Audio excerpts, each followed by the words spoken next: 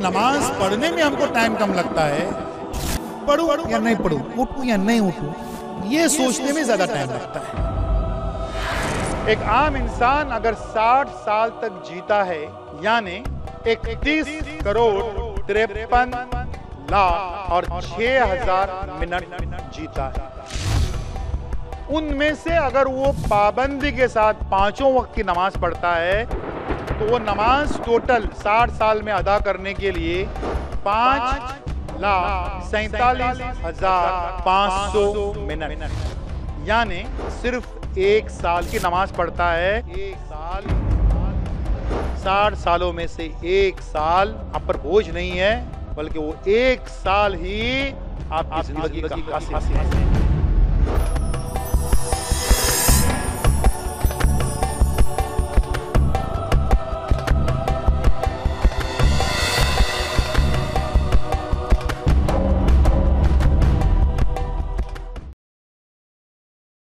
मोहतरम ख़वातीन व हज़रात, सबसे पहले मैं आप सबका तहे दिल से इस्तक़बाल करता हूँ, खुशामदीद कहता हूँ। अस्सलामु अलैकुम व रहमतुल्लाहि व बरकातुहू। अब हम अपने उस मुक़र्रिर को दावत देंगे जो कि आलमी शोहरत याफ्ता माहिर तालीम और दानिश्वर हैं, जो तालीम व तरबियत के उन्वान पर अब तक 3200 से ज़ायद लेक्चर्स दे चुका है, जिसने असातिज़ा की रहनुमाई के लिए मुल्क भर में 200 से ज़ायद तालीमी वर्कशॉप मुनक़िद किया है, जिन्होंने अखबारात में 900 से ज़ायद तालीमी व तरबियती मज़ामीन लिखे हैं और कुल 9 किताबों के मुसन्निफ़ हैं, जैसे जागते रहो, राहनुमा, अंधेरे और उजाले वग़ैरह। वो कोई और नहीं बल्कि हमारे अपने माहिर तालीम मुबारक कापड़ी साहब हैं।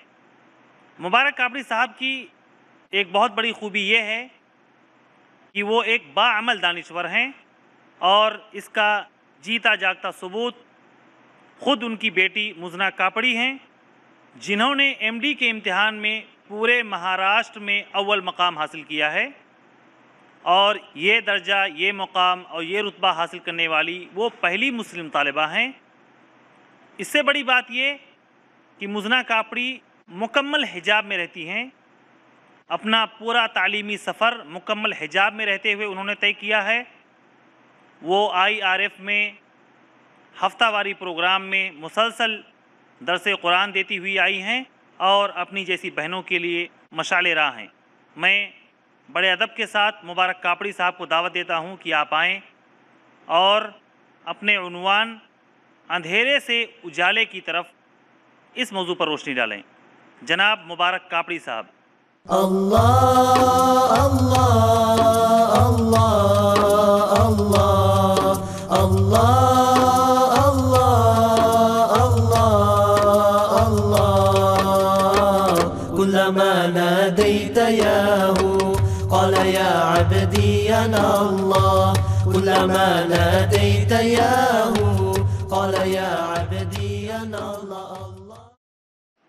मुबारक कापड़ी साहब का जो उन्वान है वो है अंधेरे से उजाले की तरफ, और कापड़ी साहब का जो भी फील्ड है, जो भी मैदान है, जिसमें अपनी ज़िंदगी का बेशतर हिस्सा वो सर्फ कर चुके हैं और करते जा रहे हैं, अल्लाह ताला उनकी ज़िंदगी में बरकत दे।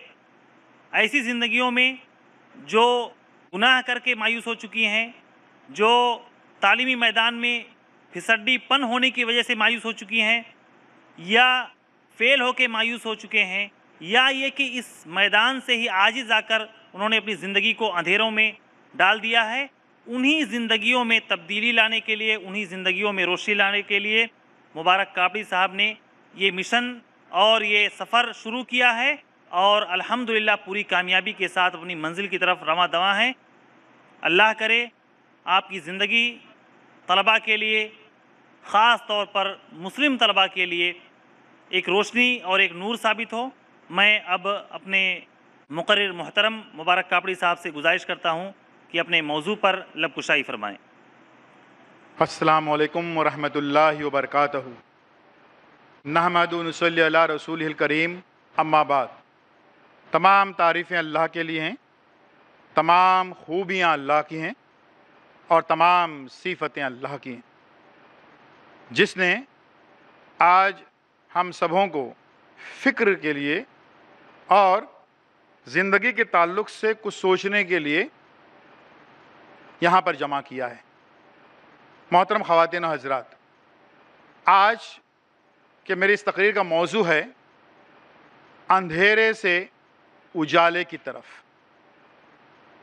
بیشتر اوقات ہم کچھ ایسے اندھیروں کا شکار ہوتے ہیں اور بنے رہتے ہیں جس کا ہمیں قطعی احساس بھی نہیں ہوتا کہ وہ اندھیرے کس طریقے سے ہماری سوچ اور فکر کو کھائے جا رہے ہیں اور کس طریقے سے ہماری جو سوچنے سمجھنے کی ساری صلاحیتیں ہیں ان کو ایک قسم کی دمک سے لگ گئی ہے اور ہماری تمام تر صلاحیتوں کو وہ دمک چاٹ ڈالتی ہے، ہمیں احساس تک نہیں ہوتا۔ آئیے آج ایسی تمام ان باتوں کا احاطہ کریں، کا جائزہ لیں، وہ دیکھیں کہ ہمارا جو یہ دماغ نما جو کمپیوٹر ہے اس کو کون سے وائرس لگے ہوئے، کون سی بیماریاں ہیں جو ہمارے دماغ کو، ہمارے سب سے پاورفل، سب سے طاقتور جو کمپیوٹر ہے اس کو چپکی ہوئی ہیں، ان کو ایک ایک کر کے ہم آج کھرچ ڈالتے ہیں اور ایک کوشش کرتے ہیں کہ ان تمام تر اندھیروں سے اپنی زندگی کو ہم اجالوں کی طرف لے کے آ جائیں۔ یہ ساری باتیں جو ہیں وہ ہمارے سماج میں، ہمارے آس پاس، صرف ہمارے بچوں میں، طلباء میں نہیں، والدین میں نہیں، اساتذہ میں نہیں، بلکہ ہمارے جو دانشور ہیں، جو زندگی کو سمجھنے کا دعویٰ بھی کرتے رہتے ہیں، اسکالرز ہیں، مفکر ہیں، ریسرچ والے لوگ ہیں جو تحقیقات میں لگے ہوئے ہیں، زندگی اور زمانے کی تحقیقات میں مشغول ہیں، ایسے لوگ بھی بدبختی سے یہ اندھیرے اپنے اوپر لادے رہتے ہیں اور انہیں احساس تک نہیں ہوتا کہ اس کی بنا پر وہ روشنی کی طرف، اجالوں کی طرف نہیں پہنچ پا رہے۔ یعنی فکر اس درجہ منفی ہوتی ہے، نگیٹو ہوتی ہے ہمارے سماج میں کہ اس کو پازیٹیو بنانے کا شعور جو ہے وہ ہمارے یہاں پر نہیں آتا ہے۔ آئیے آج ہم یہ تمام تر جو نگیٹو خیالات ہیں، جو منفی خیالات ہیں، جو ہماری زندگی کی ساری صلاحیتوں کو چاٹ رہی ہے، جو ساری صلاحیتوں کو ختم کر رہی ہیں، ان سارے منفی خیالات کو ہم مثبت بنا کر اٹھیں اور حقائق کی روشنی میں، کوئی ہائپوتھیٹیکل باتیں نہیں، کوئی فلسفہ نہیں، کسی قسم کی کوئی فلسفیانہ باتیں، شاعرانہ باتیں اور ایسی باتیں جو قابل عمل نہیں ہیں، ایسی نہیں، بلکہ مکمل قابل عمل باتیں ہیں، پریکٹیکل باتیں ہیں، اور ان کے ذریعے سے ہم اپنی فکر کو مکمل مثبت کیسے بنا سکتے ہیں۔ یہ ضروری خواتین حضرات آج اس لیے بھی ہوا ہے کہ یہ منفی جو فکر ہے، جو نگیٹو خیالات ہیں، وہ بڑے اٹریکٹیو لگتے ہیں، بڑے جاذب لگتے ہیں، بڑے اچھے لگتے ہیں، اور پازیٹیو اور مثبت خیالات جو ہیں اس میں کوئی جاذبیت، کوئی اچھا ہم کو اٹریکشن نظر نہیں آتا ہے۔ اور یہ نگیٹو خیالات، منفی خیالات کتنے پر اثر، کتنی طاقتور ہوتے ہیں، اس کی میں ایک مثال دوں گا کہ اگر فرض کیجئے آپ کے پاس ایک 100 لیٹر سفید رنگ ہے، پینٹ ہے، 100 لیٹر ایک ٹینک میں 100 لیٹر جو ہے وہ سفید رنگ ہے، سفید پینٹ ہے۔ اب اس میں اگر صرف 5 لیٹر کالا رنگ ہم ملاتے ہیں، 5 لیٹر، تو وہ رنگ جو ہے، 100 لیٹر رنگ جو ہے سفید، وہ مکمل کالا ہو جائے گا۔ 5 لیٹر کالے رنگ میں یہ طاقت ہے، یہ تاثیر ہے کہ وہ 100 لیٹر سفید رنگ کو مکمل کالا کر دے۔ اب اگر اس 105 لیٹر جو کالا رنگ ہو چکا ہے، اس کو اگر ہم کو دوبارہ سفید کرنا ہے تو ہم کو 5-10 لیٹر نہیں، फिर से उसमें 100 लीटर सफेद रंग मिलाना पड़ेगा, तब कहीं जाकर वो काला रंग जो है वो सफेद हो जाएगा। आपने देखा कि एक मुस्बत फिक्र को मनफी बनाने के लिए खाली 5% एनर्जी या ताकत लगती है, सिर्फ 5% ही ताकत दरकार है, जबकि उस मनफी फिक्र को फिर पॉजिटिव, अच्छी, मुस्बत, सही डायरेक्शन में बनाने के लिए, एक सेहतमंद फिक्र को बनाने के लिए हमको कितनी सारी मेहनत करनी पड़ती है, तब कहीं जाकर वो सफेद हो जाता है या मुस्बत हो जाता है। बिल्कुल हमारी फिक्र और सोच का भी यही आलम है कि कोई भी मनफी ख्याल, मनफी सोच जो है वो हमारे दिमाग को, हमारे आसाब को मुकम्मल तौर पर जो है अपने काबू में ले लेती है और उसी में जकड़े रहते हैं हमारे दिमाग, हमारी फिक्र, हमारी सोच। और फिर उसको मुस्बत बनाने के लिए, चाहे हमारे बच्चे हों, बड़े हों, घर के लोग हों, माँ बाप हों, उनको पॉजिटिव बनाने के लिए बहुत एफर्ट्स, बहुत कोशिशें करनी पड़ती है, तब कहीं जाकर जो है वो मुस्बत बन जाते हैं।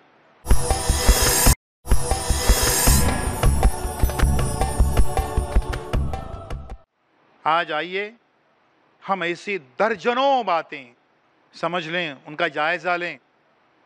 ऐसी दर्जनों बातें हैं जो हमारे समाज में, हमारे माशरे में राइज हैं, जिनको गलती से हम मुस्बत भी समझते हैं, अच्छी भी समझते हैं। घर चाहो मुस्बत नहीं है, अच्छी नहीं है, किसी लिहाज से ज़िंदगी के लिए वो पॉजिटिव नहीं है, सूदमंद नहीं है। किसी बिना पर उन ख्यालात के ज़रिए से ज़िंदगी जो है वो सही समत में आगे नहीं बढ़ सकती। उन सारे ख्यालात का हम जायज़ा लें जो हर एक के दिल और दिमाग पे छा जाते हैं, हमको एहसास नहीं होता, चुपके से हमारे जहन पे वो छा जाता है, एक चिपक जाता है, बिल्कुल ऑक्टोपस की तरह से दिमाग को ले लेता है, हमको एहसास भी नहीं होता और हम उसके गुलाम बने रहते हैं ज़िंदगी भर। ज़िंदगी भर हम उसी समत में, उसी डायरेक्शन में जो मनफी ख्याल हमारे जहन को चपक गया है वो सोचते रहते हैं। आइए हम इन तमाम तर नेगेटिव, मनफी ख्यालात को हम पॉजिटिव बनाने की कोशिश करें और समझें कि वो कौन से ख्यालात हैं, क्या बातें हैं। नंबर 1, हर इंसान के जहन में, गरचा वो किसी बहुत बड़े दीनी, मजहबी ख़ानदान और फैमिली से आ रहा है, गरचा उसकी कितनी ही तरबियत हमारे इब्तिदाई मदारिस में, दीनी मदारिस में हुई है, वहाँ पर भी उन बच्चों के जहन में भी और हर इंसान के जहन में पहला जो नेगेटिव ख्याल आता है वो ये है कि अल्लाह है ही नहीं। नऊज़ बिल्लाह, ये ख्याल सिर्फ किसी गैरों के नहीं, सबों के जहन और दिमाग पर ये ख्याल आता है कि अल्लाह है ही नहीं, अल्लाह का वजूद ही नहीं है। अब इस ख्याल का या तो हम शिकार रहें, उसे गुलाम बने रहें, या उससे हम छुटकारा हासिल कर लें। कैसे उसको पॉजिटिव बनाएंगे? ख्याल हर एक के दिल में आएगा, आलिम दीन के दिल में, दिमाग में भी ख्याल आ जाएगा। बदकिस्मती से उसको हम पॉजिटिव कैसे बनाएं, कैसे मुस्बत बनाएं? सुन लीजिए ख्वातीन हज़रात, सुन लीजिए कि आज सबसे ज़्यादा जिस चीज़ का बोलबाला है वो है साइंस, टेक्नोलॉजी। और यही साइंस और टेक्नोलॉजी जो है उसकी रोशनी में ये साबित होता है और हो चुका है अल्हम्दुलिल्लाह कि अल्लाह है, अल्लाह का वजूद है, अल्लाह है। वो साइंस है, टेक्नोलॉजी अपनी बेबसी और बेकसी हर बार जाहिर करते नजर आती है कि वो अभी तक दीन से और हमारे दीन हक से आगे नहीं बढ़ पाई है। क्यों? सुन लीजिए, ये इल्म अर्जियात साइंस का जो है सिर्फ बमुश्किल 200 साल पुराना है। 200 साल पहले इस साइंस ने तहकीक की कि पहाड़ कैसे बने, ज़मीन कैसी है, आसमान कैसे हैं, ये दरिया, ये समंदर, इनकी हकीकत क्या है। सिर्फ 200 साल पहले जबकि कुरान 1430 साल से भी कबल इसका ऐलान कर चुका है। सूरह गाशिया सूरह नंबर 88 आयत नंबर 18, 19, 20 में वैलस समाए कैफ रुफियत वैलल जिबाल कैफ नुसिबत वैलल अर्द कैफ सुतियत। ये ज़मीन, आसमान, पहाड़, इसकी जो साख्त है, इसकी मुकम्मल डिटेल में तफसील जो है वो 1430 साल पहले, 1231 साल साइंस की तहकीक से पहले तफसील के साथ में कुरान ने इसको बयान कर दी है। जो बताइए कि अब इस कुरान को झुटलाने की क्या साइंस में ताकत और हिम्मत और सकत है? दूसरी मिसाल दूंगा मैं इसको। 200 साल पहले का एक इल्म है, इल्म बहरियात, ओशियोनोग्राफी, जो ये कहता है कि समंदर ऐसे हैं कि एक तरफ खारा पानी, एक तरफ मीठा पानी, एक ही समंदर में, और दरमियान में कोई दीवार नहीं है। इल्म बहरियात सिर्फ 200 साल पुराना इल्म है, जबकि अल्लाह ताला कुरान मजीद में इसका ऐलान सूरह फुरकान सूरह 25 आयत नंबर 53 में फरमाते हैं कि हमने ऐसे समंदर पैदा किए हैं कि जिसमें एक तरफ खारा पानी, एक तरफ मीठा पानी, और कोई दीवार नहीं है। सूरह फुरकान में 1431 साल पहले अल्लाह ताला इसका ऐलान कर चुके हैं। बताइए कि साइंस में ताकत सकत है कि इसको छुटला सके। इल्म जन्नेन, एम्ब्रियोलॉजी, कि माँ के बतन में बच्चे की जो नशोनुमा होती है वह कैसी होती है, बायोलॉजी या एम्ब्रियोलॉजी बमुश्किल 200 साल पुराना इल्म है। लेकिन इसके ताल्लुक से सूरह ज़ुमर सूरह नंबर 39 आयत नंबर 6 में अल्लाह ताला का इरशाद 1431 साल पुराना है आज की तारीख में, कि बच्चों की नशोनुमा कैसे होती है, कैसे लोतरे से पैदा किया गया, उसके आगे कैसे बढ़, सारी चीज़ें जो हैं तफसील के साथ में ये कुरान में दर्ज हैं। जब ये सारी बातें इस साइंस के वजूद में आने से भी 1200-1300 साल पहले कुरान में मौजूद हैं, तो किसी की हिम्मत नहीं है, ताकत नहीं है, सलाहियत नहीं है ये कहने की कि कुरान गलत है।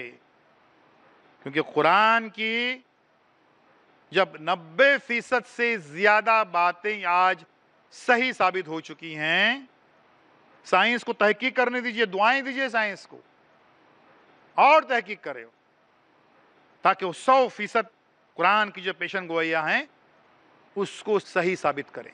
लिहाजा साइंस की रोशनी में भी कुरान जो है वो बिल्कुल दुरुस्त है और उससे कई ज़्यादा एडवांस है, कई ज़्यादा जो है वो तरक्की याफ्ता है, जितने कि साइंस नहीं है। जब ये बात साबित हुई कि कुरान साइंस से ज़्यादा एडवांस है, ज़्यादा तरक्की याफ्ता है, ज़्यादा नॉलेज रखता है, ज़्यादा अप टू डेट मालूमात रखता है, तो उस कुरान की हर बात हमको माननी होगी। और वही कुरान जो है वो फरमाता है, उसी कुरान में अल्लाह ताला फरमाते हैं सूरह निसा सूरह नंबर 4 आयत नंबर 132 में कि अल्लाह ही ने ज़मीन और आसमान को पैदा किया और वही उनका मालिक है और बेशक वो बड़ा कारसाज है। देखिए ये बात साबित हो रही है कि अल्लाह ने ये ज़मीन और आसमान जो हैं, जो कुछ ज़मीन और आसमान में है उसको पैदा जो है अल्लाह ने किया है और वही उसका मालिक है। तो अब हमको ये बात कुरान की माननी पड़ेगी, क्योंकि कुरान की सारी बातें जब सही साबित हो रही हैं तो कुरान की ये बात भी हमको माननी पड़ेगी कि इस सारी दुनिया का खालिक जो है वो सिर्फ और सिर्फ अल्लाह ताला है। इस बात को अल्लाह ताला फिर से दोहराते हैं सूरह बकरा सूरह नंबर 2 आयत नंबर 117 में भी, कि वही ज़मीन और आसमान का पालनहार है और उसको जब कोई चीज़ पैदा करनी तो कहता है कि हो जा और हो जाती, ये अल्लाह के बस में है। तो कुरान की ये सारी बातें जब सही साबित हो रही हैं तो ये बात भी 100% सही है कि अल्लाह का वजूद है, अल्लाह है। ये बुनियादी बात हमारे जहनों पर एक ऑक्टोपस की तरह चिपकी रहती है, अल्लाह है नहीं है वगैरह वगैरह, और उसकी वजह से कई लोग बड़े आज़ादी से गलत काम करते रहते हैं।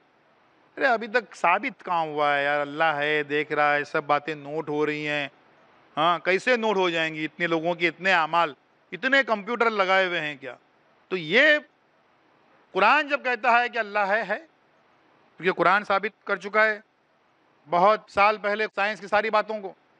قرآن جب کہتا ہے کہ سب کے اعمال لکھے جا رہے ہیں، لکھے جا رہے ہیں، کیونکہ قرآن جو ہے اس کے اتنا ترقی یافتہ، اس کے اتنا ایڈوانس جو ہے سائنس نہیں ہے.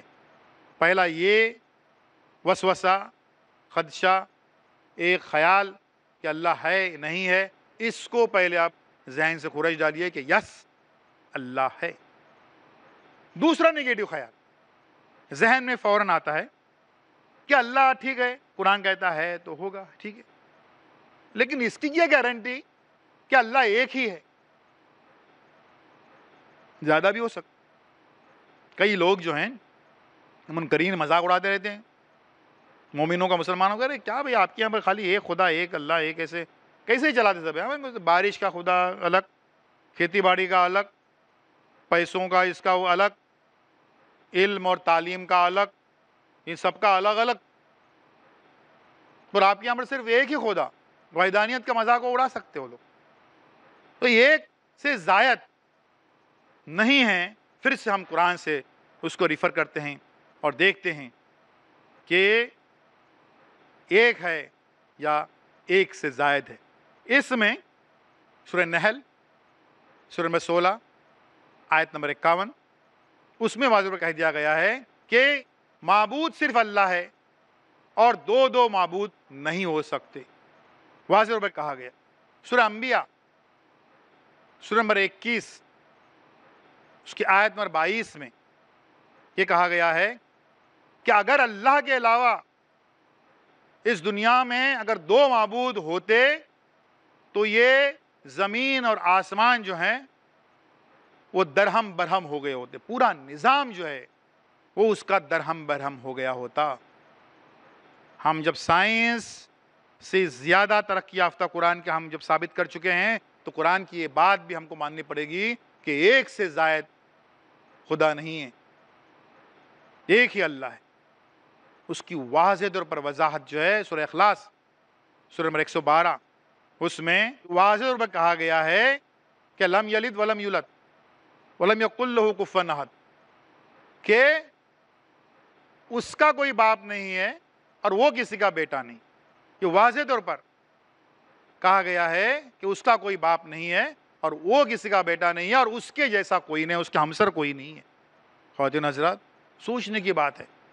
اب بولیں گے یہ پازیٹیو خیالات نگیٹو خیالات میں یہ وحدانیت یہ کہاں سے آ گئے ہیں؟ بہت غور سے سوچئے تو آپ اس نتیجے پہ پہنچیں گے کہ وحدانیت جو ہے کہ اللہ ایک ہے اس کو ماننا کسی بھی انسان کی سب سے بڑی کوالٹی ہے. کسی بھی انسان کا سب سے بڑا